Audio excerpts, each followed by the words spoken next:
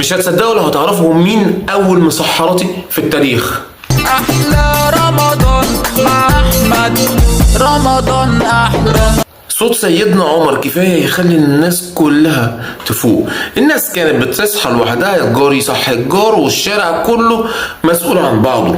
المدن وسعت والبيوت كترت، بقت الناس بتستنى ميعاد السحور. بعد فترة كبيرة جه الوالي عتبة ابن اسحاق في مصر سنة كام؟ 238 هجريا، وقال مش هينفع نفضل كده، الدنيا بتكبر والناس لازم تصحى. فجاب اول مسحراتي بطبلة وطلع فكرة اصحى يا نايم اصحى واحد الدايم.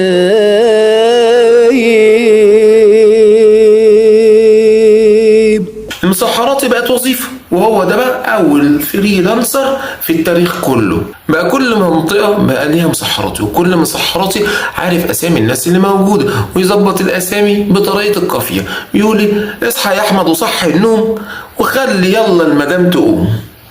اصحى يا كسلان فوق اوام، الله اكبر رمضان كريم. ما كانش بقى كل شيء يضرب الانتركم زي اللي بيحصل دلوقتي. كان بياخد اجره فين؟ في اخر شهر رمضان، لا اما كحك العيد، لا اما دعوه حلوه، لا اما اكراميه. صوت المسحراتي دايما بنحب نسمعه قبل ما ننام، حتى لو انت برضه صاحي وفايق وتمام.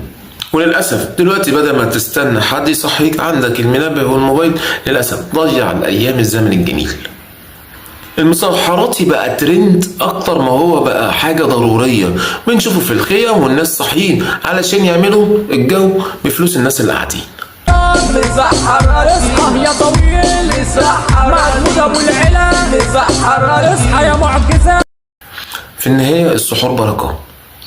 زمان كان اللي بيصحيك سيدنا عمر رضي الله عنه، بعد كده بقت بطبلة المسحراتي، ودلوقتي بقت بالموبايلات. كان معاكم احمد عثمان، نشوفكم الحلقة الجاية ان شاء الله. السلام عليكم، وما تنسوش اللايك والشير.